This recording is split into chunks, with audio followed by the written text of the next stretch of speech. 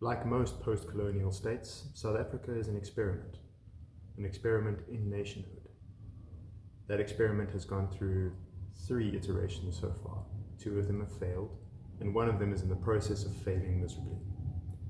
We as South Africans need to decide whether to continue with a 4th iteration or give up our claim to nationhood and try something else. This is the first in a series of 3 videos in which I will examine each iteration of the South African experiment in turn, their characteristics, successes and failures, and try to get some idea of what the 4th iteration could look like. In this video, I will introduce the subject and explore the first iteration, the Commonwealth Dominion, known as the Union of South Africa, which existed from 1910 to 1948. In the next one, I will explore the second iteration, the Apartheid Republic, which existed from 1948 to 1994, and discuss its transition into the 3rd iteration. And then in the 3rd video, I will dive into the 3rd iteration, the multiracial democracy, which came into existence in 1994, and of which I believe is currently in its death throes. And then I will explore the possibilities underlying the foundation of the 4th iteration. I was originally planning to squeeze all of this into a single video, but there's just too much information here. As you probably see, this video is already too long. So I hope you will bear with me through this series. I don't think enough South Africans know this history, at least not properly. Among those who know and those who don't know, many still think that in 1994 we simply cut ourselves adrift from everything that went before, and that everything that went before can just be forgotten about. However, even though we are in the middle of a later iteration, we are still part of the same experiment, and the patterns and problems that are emerging now in the life of our country are continuations and variations of what has gone before. But our future is being informed by those same patterns, both those that have been allowed to continue and that have reiterated, and those that have been cut off, often rather ignorantly. In particular, I see some strong parallels between the first iteration, so again that's the 1910 to 1948 Union of South Africa, and the 3rd one, the current iteration, which started in 1994, and as I said, seems to be approaching its end. And I think there are some instructive analogies to be drawn between the way the first iteration began, with the euphoria of unification under Botha and Smuts, and the way the 3rd began, with the euphoria of democracy and racial unification under Mandela and Mbeki. Both iterations broadly succeeded to the extent to which they kept the more extreme elements in their socio-political spectra under control. The first iteration failed at least partly because those extreme elements ultimately overran it, kicking off the 2nd iteration. It is my fear that if the extremist elements in the current iteration are not curbed, they will end up setting the tone and agenda for the 4th iteration. Unfortunately, I think it's already happening, but it can be stopped. Incidentally, this is a series that is inspired by an earlier video I did on my channel on the leadership problem in South Africa, as well as a long article which I published on my Substack called Childhood's End, Victims, Perpetrators, and the South African Experiment. Please feel free to go and check them both out. The links are in the description below. South Africa was formed in 1910, fusing together 2 British colonies, 2 Boer republics recently annexed to the British Empire, and a variety of the African and tribal lands within the boundaries of those colonies. From these territories and the people living in them, British and Afrikaner leaders planned to build a new nation. Like most of the nations that came into existence in the post-colonial era, this was a synthetic one. Its claim to nationhood would be built primarily on the geographic proximity of its citizens rather than ethnic or cultural commonalities. There was no certainty that such a nation state, more or less forced into existence, would actually succeed. And this experiment was underwritten essentially by the economic, political and military power of the British Empire. If that insurance was ever removed, as it eventually was, there would be no telling what direction the experiment would actually take, whether it would continue at all for that matter. Why was the future of this experiment so uncertain? To understand that, let's first define what a nation state is. So we could describe a nation state as a country with well-defined borders in which at least the majority of the inhabitants are united by factors such as a common language, culture, or descent, and with a legitimate government that is accepted by at least the majority of the population, right? Nation states developed in Europe over centuries of political and cultural development as the continent slowly emerged from the imperial and feudal systems that went before. In these older forms of political organization, people's demographic identities, cultural and ethno-linguistic identities were secondary to the hierarchy of rulers to whom they held fealty and the land to which they were tied. The idea of a nation, a group of people living in a defined territory, forming a unified state on the basis of language and culture, was something that took centuries to evolve, and which by the mid-19th century, the citizens of those nation states took for granted. These nation states often materialized into reality before they could even be theoretically formulated. So they kind of took shape, and then only in retrospect, through looking at history, could we actually see how they took shape. But the point is that these nations were not forced or legislated into existence like post-colonial states would be.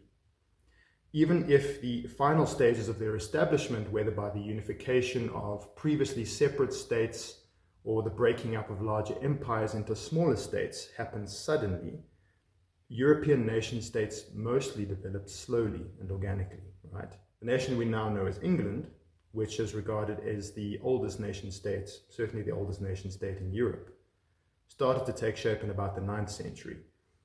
But it was only a century or so later, in 927, that it finally emerged as a unified kingdom on the basis of the common language and culture of its population. The rest of Europe would actually take centuries to follow suit. So Central European nations like Italy and Germany were only properly unified in the mid to late 19th centuries. In places such as the Balkans, the concept of nationhood remained poorly developed, even into the late 20th century. But the point is, by the time that Europe's colonial powers started to carve out new territories in Africa, the Americas, Australasia, and to a lesser extent Asia, they used their home countries as models to do so, forgetting that their own nation states had taken shape over long periods of time. They decided that new states could simply be superimposed on the maps of their colonial empires. So using the expedience of the borders and the administrations of their colonies, they tried to create nation states where none might have naturally developed if nature and history had been allowed to take their course. In some cases, they created a single nation state in places that might otherwise have been home to several. Now, some people view this as one of the many crimes of colonialism. I don't. I just think of it as a historical phenomenon. But anyway, this is what happened in South Africa. After the Anglo-Boer War, the Treaty of Vereniging was signed in 1902, ending hostilities and annexing the Transvaal and the Orange Free State to the British Empire. Even though the latter two territories were now under British sovereignty, they were granted responsible government under Boer leadership. Eventually, it just made sense to unite all the territories in which Boer and British had common or similar interests into a single country. The door was even left open for neighboring colonies, the names by which they were then known, Bechuanaland, Southern Rhodesia, Swaziland, and Lesotholand, to join at a later stage. Of course, that never happened. But anyway, so the South African experiment began. Now, every nation state is founded on certain key principles. Most countries that practice some form of representative government hold all or some of these principles in common, such as unity, democracy, liberty, or equality, for example. But generally, one or two of those principles are generally prioritized over the others. So, for example, when the United States came into being in 1776, its founding fathers aimed primarily to create liberty and equality. Unity and democracy, or rather representative government, which is similar to but not quite the same thing as democracy, were also important factors. But liberty and equality were the two main founding ideals. The emphasis on liberty and equality is also demonstrated in the Founding Fathers' decision to make the new nation a federation rather than a unitary state. A federation is a state in which power is distributed between local, regional, in this case state, and central governments, right? So local and regional entities cede a certain part of their power upwards to central government, but retain the rest. The opposite of that is a unitary state in which a central government is formed, and then it devolves some of its power downwards towards regional and local governments. The American Founding Fathers chose a federation, not a unitary state, because the liberty and equality of each of the constituent states were prioritized over unity, even though they were forming a union. So fundamental was the emphasis on liberty and equality that it would come out in the decisions, the policies, the rhetoric of future leaders of the country. Consider Abraham Lincoln's Gettysburg Address, for example, which I must say, by the way, is one of the most perfectly composed speeches in the English language. 77 years ago, our fathers brought forth on this continent a new nation, conceived in liberty and dedicated to the proposition that all men are created equal. Now we are engaged in a great civil war, testing whether that nation, or any nation so conceived and so dedicated, can long endure. So that's the example of the United States. Now, on the other hand, a very different national experiment, the South African national experiment, was based primarily in its first iteration on unity. It's not that liberty and equality were not important to our founders. It was only that unity came first, preoccupied the leaders, especially in the first 30 years of the country's history, and which often had to be preserved at the expense of other principles. But this is how it was right from the time of the National Convention, which was held in 1908 and 1909, between the leaders of the 4 different colonies to decide how the new union would take shape. And then from there right up to 1948, when the first iteration ended and the second one began. With the second iteration, while a very specific kind of unity remained in place as a value, the focus shifted to a new ideal. You could euphemistically call it diversity, but of course it was expressed in the ungainly form of separate development, apartheid, right? Liberty and equality, once again, were thoroughly deprioritized and would have to be rigorously suppressed if the ideal of division, separation, was to be realized. There was a remnant of unity in this iteration, but it was applied very specifically and exclusively, primarily to Afrikaners and then to whites by extension. The first iteration failed largely as a result of its commitment to a limited and exclusive concept of this central principle of unity, together with its ultimate powerlessness to keep divisive elements at bay. The second iteration failed as a result of its dual commitment to opposing and irreconcilable ideals, unity and separation. There were, of course, other factors at play, and we will explore those later. Most importantly, they both failed miserably to care for the needs, the aspirations of the black majority, right? With the third iteration, the current one, which began in 1994, the focus shifted, in theory at least, to liberty and equality. Unity took third place. Although these 3 ideals served to banish the central paradigm of the previous iteration, separation, it maintained the ideal of diversity, but this time yoked it to the principle of inclusivity, the opposite approach that the previous iteration had taken. Although this iteration was the most promising one, particularly from the point of view of the majority of the country's population, it is actually proving to be the most spectacular failure of all.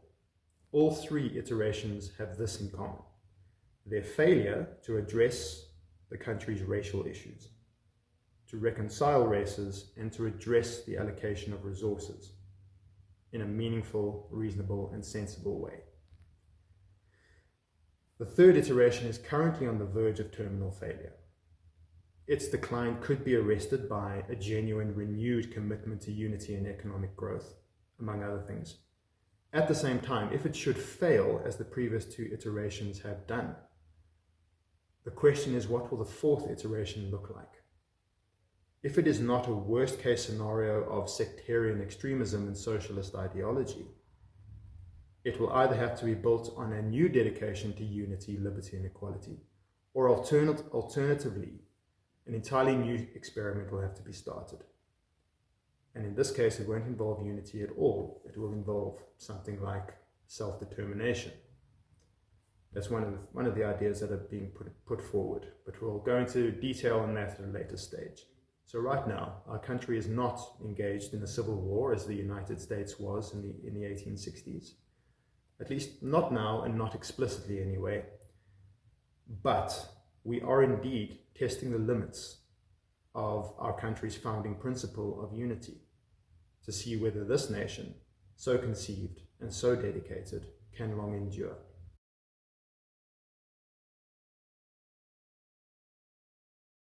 The South Africa Act of 1909 was an act of the British Parliament, but it was drafted entirely by South African politicians at the National Convention of 1908 and 1909.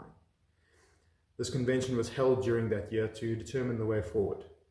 The idea was put forward to unite the colonies, and the convention came together to decide, how will this happen? How will it look? Unlike Cyril Ramaphosa's national dialogue upcoming, this event actually served a purpose. And the resulting document that came out of it served as the South African Constitution for 51 years. In its preamble, it says, "It is desirable for the welfare and future progress of South Africa that the several British colonies therein should be united under one government, under the Crown of Great Britain and Ireland, in a legislative union under one government, under the name of the Union of South Africa." Unlike the US, this was to be a unitary state. But the focus was not merely on territorial unity. If it was to succeed, the new national project would have to find a way to unite the people as well. These were people who were still recovering from a bitter war that had concluded only a few years previously. The new state would have to find a way to, quote, reconcile the races. This term would be understood very differently today to what it was back then. So don't make any mistakes here. To the leaders who attended the convention, reconciling the races did not mean uniting black and white. That was an idea that simply would have been impossible to entertain in the zeitgeist of early 20th century colonial Africa. By the races, they meant Boer and Brit, Anglo and Afrikaner. Some sort of provision would have to be made for the black population. There was no denying that. It wasn't that they were completely ignored. But it was understood, generally speaking, that they would simply go along with the course set by the two white groups. Now, even before the Union officially came into existence on the 31st of May 1910, concessions and compromises had to be made to ensure that its fragile unity could be maintained. One of the most divisive issues in the convention was the matter of the black franchise. Many people think that black people did not have the right to vote anywhere in South Africa at any time prior to 1994, but that is factually incorrect. Remember that at the time the Union was founded, there was no such thing as a universal franchise in most of the countries in the world. Although women had been granted the vote in some countries, like New Zealand, for example, female suffrage was not really a thing. It had yet to catch on. And in most countries, the suffrage that was offered to the male population was a qualified franchise, meaning that there were certain conditions that a man had to meet before he was actually allowed to vote. And that was the same standard that was applied in the South African colonies. In two of them, the Orange Free State and the Transvaal, the vote was granted only to white men over the age of 21 who owned a certain amount of property. That was the qualification, right? Had I lived in that time, I would not have been eligible to vote because I own no property. So it doesn't matter that I'm over the age of 18, I would not have made that qualification. In the Cape Colony, things were different. It was still a qualified franchise, still for men over the age of 21. But in this vast territory, which included what is today the Western, Eastern and Northern Cape provinces, the vote and the eligibility of occupying seats in the colonial parliament were granted to men of all races who met the qualifications. In theory, at least, it was completely colorblind. The multiracial franchise had been introduced in the Cape as early as 1853, but it had been limited and corroded through successive governments, most notably that of infamous Cape Prime Minister Cecil John Rhodes. By the time of the National Convention, just over 22,000 black and coloured men, out of a total of 152,000 men who actually lived in the area, were actually eligible to vote. Nonetheless, the Cape franchise system was still technically multiracial. Now, during the National Convention, John Xavier Merriman, who was the last Prime Minister of the Cape Colony, and quite possibly the last Anglo ever to stand a chance of actually governing South Africa as a whole, fought to have the multiracial franchise extended to all provinces. However, he faced stiff opposition. The Free State actually threatened to exclude itself from the Union if black men within their borders were granted the vote. Now, why those territories were so vehement on this point is something that requires deeper exploration, in my opinion. I can look into that in a later video. But the standard modern explanation of white men are racist just doesn't serve to elucidate this fact or its historic circumstances. We can get into that later. Finally, a compromise was reached. The Cape would keep its multiracial franchise. Natal would also maintain its de facto multiracial franchise. It was technically multiracial, but the qualifications were set so high that most black, coloured and Indian men actually didn't make the grade anyway. But Natal would be allowed to keep their multiracial franchise as well, not that it mattered. And the two other provinces, Orange Free State and Transvaal, would be whites-only electoral systems. So the Union was preserved at the cost of democratic rights for much of the otherwise eligible voting population. But it's also important to bear in mind that even though this compromise was made and would pave the way for the complete removal of political rights for black South Africans later on, for the early years of the South African experiments, black and coloured men were allowed to vote in the Cape at least. Another sticking point was where the capital of the new state would be. The Anglos in the Cape and Natal felt it should be in Cape Town, but the Boers in Transvaal and Orange Free State favoured their own capital cities. So another unprecedented and rather costly compromise was proposed. 3 capitals, one for each branch of government. Cape Town for the legislature, Pretoria for the executive, and Bloemfontein for the judiciary. What may have been seen as an unnecessary complication by many became a saving grace for the emerging union. Even the new government headquarters, the union buildings, it's in the name, specially commissioned to be built in Arcadia, Pretoria, was designed around the theme of union. It was 2 more or less rectangular buildings meeting in the middle around a semicircular amphitheatre. 2 separate worlds coming together, union. The country that emerged would be a unitary state and a dominion of the British Empire, later known as the Commonwealth. A dominion or realm is a former colony that has been granted self-rule, while still remaining under the sovereignty of the British Crown, independent in all but name and ceremonial attachments. Many Afrikaners would have preferred an independent republic, but they deferred that ideal for the sake of unity. At the time, there were only 5 colonies that were granted the status of dominion: Australia, New Zealand, Canada, Newfoundland, which at that time was independent of Canada and had not yet become a province of it, and then South Africa, though more would be added over time. Now, South Africa sat proudly but uneasily among these nations. The others all had much stronger cultural ties to the UK because they had populations that consisted of British-descended majorities.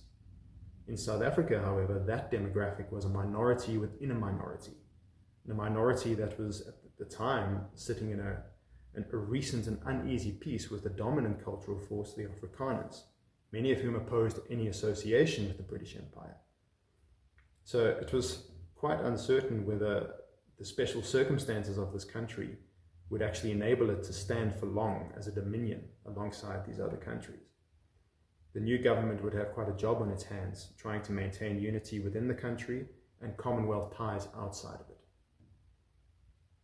So the Union began its life on the 31st of May 1910, but elections were only scheduled for September that year. The Governor-General, that is the Crown's representative in the country, it was Viscount Gladstone at the time, was called upon to appoint a Prime Minister to form a government in the interim. Merriman seemed an obvious choice, but Gladstone was wise enough to know that this very English representative of British colonialism, who had been a vociferous advocate for the multiracial franchise, was not the best man to hold this fragile union together. He correctly saw that, despite the fact that Boer and Brits were to live on conditions of equality, the state would be best served by moderate and conciliatory Boer leaders. The Anglos seemed more likely to submit to a friendly Afrikaner than the Afrikaners were to submit to even the most conciliatory and charismatic Englishmen. So it would turn out that the first iteration of the South African national experiment would be presided over by 3 military leaders who had spent 3 years of their lives leading their forces in a bitter conflict against the British. The man chosen by Viscount Gladstone was Louis Botha, the former Commander-in-Chief of the Transvaal Armed Forces. Botha had been a brilliant military strategist who had made life very difficult for the British commanders Lords Buller, Roberts and Kitchener. He was a bitter ender who had fought hard for the Boer cause, but he was also one of the lead negotiators in the peace process. In peacetime, he was loved by almost everybody. To the Boers, he was a hero. To the British, a former adversary who commanded respect, and also one who was annoyingly disarming and likable in person. Even the Zulus regarded him as an ally. He spoke their language fluently, and in his younger days, he had fought alongside their king, Dinizulu, in his battle to hold his position against the usurper, Zibebe. Botha counted among his friends several unstinting Boer hardliners, such as Koos de la Rey and Christian de Wet, the unpopular post-war British administrator, Lord Alfred Milner, and, as I've said, the Zulu king. It seemed that there was nobody better set up to be the great reconciler this new nation needed. After leading the interim government for a few months, he won his position fair and square when his South African party won 66 of the 121 seats in the House of Assembly. A slim majority, but a majority nonetheless. His right-hand man and eventual successor was Jan Smuts, another Boer military leader known for his intellect. Both men were committed to the Union project and felt that the new country's best chance of survival was as an active participant in the British Empire. There seems to be very little on which the two men disagreed. Now, the wild card in this particular pack was the third general, who would also have his time in the Union buildings. Barry Hertzog had been a general in the Orange Free State military. Unlike his colleagues Botha and Smuts, he was less interested in reconciliation. He was an Afrikaner nationalist who felt that Anglos and Afrikaners should follow separate streams of development. Ideally, he would also have wanted a republic, but that was a path he ultimately never pursued. Hertzog and the constituency he represented would be the first and most important challenge to the unity of the new country. His challenge to the Botha-Smuts government also established an ongoing theme that has permeated the South African experiment through all its iterations.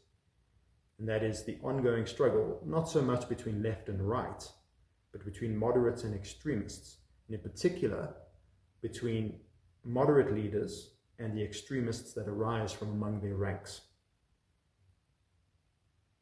Hertzog was first appointed to Botha's cabinet in 1910 as Minister of Justice and Native Affairs. In 1912, however, he broke ranks publicly to insist on his belief that the English and Afrikaners should be allowed to develop separately. Separate education, separate cultural amenities, essentially two separate nations living side by side. The Botha government's policy was the opposite of that. It was full integration of the two nations. When Hertzog balked at that idea, the new and barely tested government faced a minor crisis, and Botha found himself asking, how could he foster unity in the country if he couldn't even foster unity within his own cabinet? Accordingly, he presented his resignation to the Governor-General, who refused to accept it. So instead, he dissolved and reformed his cabinet, this time leaving Hertzog and one or two other Afrikaner hardliners out in the cold. Herzog responded, in quite fatefully one might say, by forming his own party, a party in a name that would live in infamy, the National Party. And on his departure from Botha's government and the South African Party, Herzog took approximately 40% of Botha's Afrikaner support with him. And 3 years later, after the 1915 election, he would become the leader of the opposition. The South African national experiment was only 2 years old, and already its central project of fostering unity was not looking particularly good. While the unification of Anglo and more moderate Afrikaners progressed with relative ease, the Afrikaner people as a unit itself was split down the middle, and this split would ensure that the first iteration of the South African experiment would be relatively short-lived, and that the second iteration would emerge under the leadership of its more radical opposition. As I will explain in a later part of this series, this is in danger of happening again. There are very obvious parallels to be made between the creation of the National Party from the South African Party and the formation of MK and EFF from the ANC. Perhaps driven by a desire to show his Afrikaner brethren that he was as committed to their interests as Herzog was, Botha got behind at least 2 pieces of race-based legislation primarily intended to calm Afrikaner anxieties, but unfortunately very much at the expense of black South Africans. The first and most infamous one is the Natives Land Act. The second is the Native Affairs Administration Bill, which thankfully was never passed. The former was passed and saw thousands of black South Africans dispossessed of their land and forced to resettle. At the time, blacks made up 67% of the population, and the act stipulated that they were only allowed to occupy 7% of the land. The administration bill, which was introduced later, caused so much division in Botha's own party that it was ultimately scrapped. But the biggest threat to unity came in 1914 when a group of disgruntled Boer generals tried to stage a rebellion against Botha's government. He had no choice but to use military force to crush the insurrection. It was an action he took at great personal cost, going into the field himself and facing off against some of his old comrades in arms. But as he saw it, his obligation was not to them, but to the country he was now called upon to lead. The rebellion was ultimately put down, leaving the Afrikaner people even more divided. As South Africa fought in the First World War, other crises such as mine strikes, clashes between Afrikaner nationalists and pro-British unionists challenged the mettle of the Botha government. Botha was fading in popularity, and the National Party's star was rising. By 1917, Botha was governing without a parliamentary majority. He was made miserable by the enmity of his own people, and his health began to fade. By the time he died in 1919, at the age of only 56, Botha's projects of white national unity and of working out an equitable deal for black South Africans was incomplete, to say the least. When Jan Smuts took over from his old friend and mentor, he did not have the luxury of playing the great conciliator. He had to deal with a nation that was rather fractious in the wake of the war, rebellion, labour unrest and renewed tensions between Boer and Brit. A brilliant intellectual, sometimes accused of aloofness, Smuts lacked Botha's charisma and bonhomie, and he was less inclined to hear opposing points of view. Whereas Botha had tried to forge union through dialogue and personal connection, Smuts was more inclined, or at least circumstances forced him to, forge union by using a firm hand. Although a true Afrikaner, Smuts was absolutely dedicated to the ideal of union between Boer and Brit, and he was loyal to the British Empire, because he felt that without it, South Africa would simply fade into insignificance. And as a result, many Afrikaner hardliners regarded him as a traitor. As his first term of office progressed, he started to spend more time abroad, as he began to play a more important role among the British establishment and upper echelons of the imperial hierarchy. He was a trusted friend and advisor to several important British politicians, both conservative and liberal. Labour was not really a thing then, it was conservative and liberal. So he was increasingly detached from the aspirations of most of his Afrikaner brethren. It seemed that for Smuts, the unity the nation was seeking would have to take shape on Commonwealth terms, not on Afrikaner terms. He was an extremely shrewd political operator, knowing when to hold firm and when to give way to an opponent. Realizing that his party was losing Afrikaner support, his solution, rather than courting Afrikaner voters, was to absorb the Unionist Party into his own South African party, thus bolstering his Anglo support, making up for the lost votes. Hardly a move that would foster unity. He served 2 terms as Prime Minister. The first one, from 1919 to 1924, seemed mainly dedicated to putting out fires. In doing so, he demonstrated a ruthless streak, which made him unpopular among many of his people. Perhaps the most infamous example is the Rand Rebellion of 1922. In that year, mine owners started to employ higher numbers of black workers, which meant that jobs were less secure for their white counterparts, who would then also have to accept lower wages, because the more plentiful black labor was cheaper, came at a lower cost. And as a result, these white miners went on strike, but they didn't stop at going on strike. The strikes became increasingly violent and actually developed into a full armed uprising. As an aside, it should be noted that this was also South Africa's first taste of communist agitation, since the early version of the South African Communist Party, then known as CPSA, played a key role in the rebellion. Ironically, considering the party's current reputation as an ally in the ANC's fight against white domination, this iteration of the movement was strictly all white. Their slogan, "Workers of the world unite for an all-white South Africa." So that's nice. Now, Smuts ultimately had to declare martial law, and the Union Defence Force, artillery and air power included, were turned loose on the rebels. Now, since the rebels were armed, had forcibly taken control of towns like Benoni and Brakpan, and certain parts of Johannesburg like Jeppestown and Fordsburg. In fact, they actually had entrenched themselves in a kind of pseudo-military encampment in Fordsburg, and they then went on to launch a violent pogrom against black workers and bystanders. I would say that the use of military force seems absolutely justified in this case. However, the political backlash to Smuts' use of force was enough to lose him his parliamentary majority 2 years later in the next election. In 1924, a coalition of Hertzog's National Party and Frederick Cresswell's Labour Party managed to secure a win in Parliament, pushing Smuts and the South African Party into the opposition benches for the first time. The Governor-General, Earl Athlone, called upon Hertzog to form a government. Now, Hertzog, to me, is a very interesting and complex figure. It seems that he's now largely dismissed as a kind of semi-Nazi who laid the foundation for apartheid, and not without justification. But I feel that that's still an unfair assessment. There's more to be seen here. He had a substantial role to play in this unity project, mostly in spite of himself. To this day, he remains South Africa's longest-serving head of government, running the country in an unbroken 15-year term from 1924 to 1939.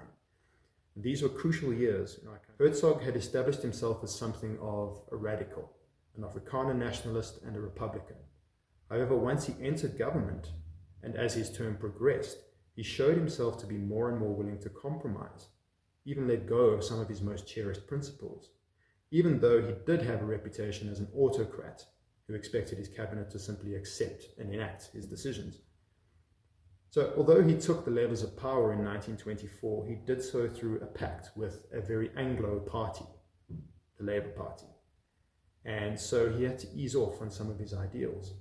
Instead of pushing for a republic, he helped to redefine and formalize the status of Commonwealth dominions by helping to draft and then ratify the Balfour Declaration of 1924 and the Statute of Westminster of 1932. These documents increased the independence of dominions while keeping them under the sovereignty of the British Crown. He oversaw the design of a new national flag, the one we're not allowed to fly anymore, and it was quite a concession on his part to approve the inclusion of the Union Jack in that design. One of South Africa's greatest economic booms happened under his watch. While he was removing Anglos from the public sector, he also enabled them to thrive in the private sector. And even as he fought to improve living and working conditions for poor whites, the industrialists and mining magnates, who were mostly Anglos at the time, really had little to fear from him. They could still get on with business as usual for the most part. Industrialization and urbanization progressed at a rapid pace. Aside from the Natives Land Act, the Botha Smuts governments had been reluctant to do anything decisive when it came to black South Africans. They both knew that these matters had to be dealt with somehow, but they also knew that pretty much any action they took would cause division. So they kept putting it off. Hertzog was more decisive, and again, even though his work in this area was ultimately destructive, it's important to assess him and his predecessors and colleagues as men of their times. Interestingly, while he wanted to separate blacks from whites, he advocated the full integration of coloureds, whom he regarded as sharing a common culture and history with Afrikaners, so they always remained on the voters' roll during his tenure. In a sense, the union-based first iteration of the South African experiment reached its pinnacle between 1929 and 1939.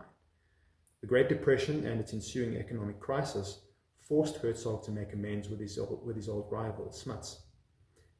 The SAP, essentially representing Anglo interests, despite the fact that it was led by a Boer, and the NP, representing Afrikaner interests, formed a coalition, with Hertzog keeping his position as Prime Minister and Smuts stepping in as his deputy. Afrikaners, Anglos and Coloureds were now united behind a single political force. In 1934, the two parties formally merged to create the United Party. As it did so, the most vehement Afrikaner nationalists, disgusted with Hertzog's decision to seek détente with Smuts, split off to form two new parties, the Purified National Party and the Afrikaner Party, which would later merge to form the National Party as we know it. The Hertzog-Smuts government stabilized the country politically and ensured further economic growth in spite of the Depression. It all came to an end in 1939, however, when Hertzog resigned his office because his caucus refused to support his motion of neutrality in the Second World War. Although he had shown himself to be more of a moderate than anyone suspected, Hertzog later tarnished his reputation just a couple of years after resigning, when he issued a statement declaring his open support for Nazism and his belief that a fascist dictatorship was what South Africa really needed. Thankfully, by this time, his political star was waning, and he retired to his farm just outside of Pretoria and unfortunately died less than a year later. After his departure from office, Smuts again became Prime Minister. He was now able to govern more decisively, with the old Afrikaner nationalist and pro-German faction having left the United Party. But his second term was preoccupied with matters relating to the Second World War. In international affairs, he was absorbed in his role as a British Field Marshal and a member of Winston Churchill's Inner Circle. At home, he faced radical opposition in the form of the reunited National Party led by Dr. D.F. Malan. Many of the members of that party, if not necessarily Malan himself, I'm not sure about that, were explicitly pro-Nazi. Since South Africa controlled a vital supply route through the Indian and Southern Atlantic oceans, the Axis powers were actually very interested in this remote outpost of the British Empire. Nazi subversion was actually more common than one might believe. And even though Smuts tried to play it down in public, he admitted in private that it was quite a worry for him. There are reports that Hitler himself actually ordered for a coup to take place in South Africa, and for Smuts to be replaced with a nationalist leader more sympathetic to the Reich. Thankfully, it never happened. However, 3 years after the war ended, Smuts, now in his late 70s, his once seemingly inexhaustible energy starting to fade, found himself yet again unable to hold his parliamentary majority. Any policy decisions or pieces of legislation he had been deferring would now be shelved forever. And the unity project he had set out to build alongside his friend and mentor Louis Botha stalled indefinitely. The extremists, who had refused to participate in Smuts and Hertzog's compromise government, were now in control. And the second iteration of the South African experiment, for better or for worse, was now underway. All things considered, I may be going out on a limb here, but I would say this now long gone era in our country's history, the first iteration of our national experiment, was perhaps the most successful. It was in this era that South Africa rose from being a mostly unnoticed, mostly agrarian backwater of the British Empire to a regional superpower and an important international player in the family of nations. Between 1910 and 1948, the economy, although it was starting from a low base, expanded hugely.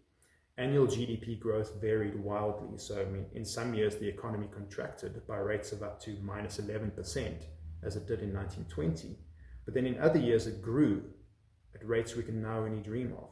In 1933, for example, it grew by 17%, just in that year alone. The average annual growth rate over this period was somewhere around 4 to 5% per year. This is drawn from data cited in Boshoff and Foury's The South African Economy in the 20th Century.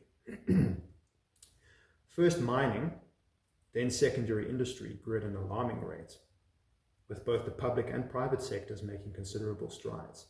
Eskom was established in 1923, ISCOR was established in 1928, and South African Airways was set up in 1934, rapidly rising to become international leaders in their fields.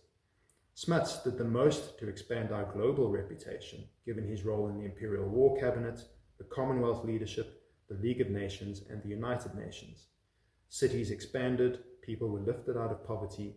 Hertzog's government went a long way towards improving the lives of both Anglos and Afrikaners, establishing an exceptionally high standard of living for white South Africans, which would continue for many decades. Of course, life was not so good for black South Africans. That being said, in the 1930s, after South Africa left the gold standard, mining incomes and employment rose, and the country's more illiberal labor laws, which targeted blacks, were relaxed, especially during the Second World War. And this seems to have led to fairly dramatic increases in the standard of living even for blacks, although of course never to the same extent as for whites. Nowhere near. No one's making that claim. And this comes from a paper that I read called Black Living Standards in South Africa Before Democracy, New Evidence from Height by Mpeta, Foury and Inwood. This was an imperfect country, but a young, energetic and promising one. On the political level, its strength lay in the fact that the centre always seemed to hold. From 1910 to 1924, power was in the hands of the South African Party, which formed a moderate centre between the British imperialist interests of the Unionist Party and the Afrikaner nationalism of the National Party. Even when Hertzog took power in 1924, the country did not tip towards the extremes of Afrikaner nationalism. Hertzog may have wanted to act in that direction more decisively, but his pact with Cresswell and the Labour Party stayed his hand. After 1934, the more extreme elements of Afrikaner nationalism were further curtailed by the coalition and fusion of the South African Party and the National Party. It was only in 1948, when Malan's more virulent nationalists came to power, that the scales, which had been held very delicately in balance for 38 years, finally tipped. The failure of successive governments to deal with the fears of Afrikaners and the needs and aspirations of blacks led to the failure of this iteration. Something approaching a great nation was almost created, but not quite and not for long. Thanks very much, everybody. Please look out for the second part of this series, which will be coming soon. Cheers, everyone.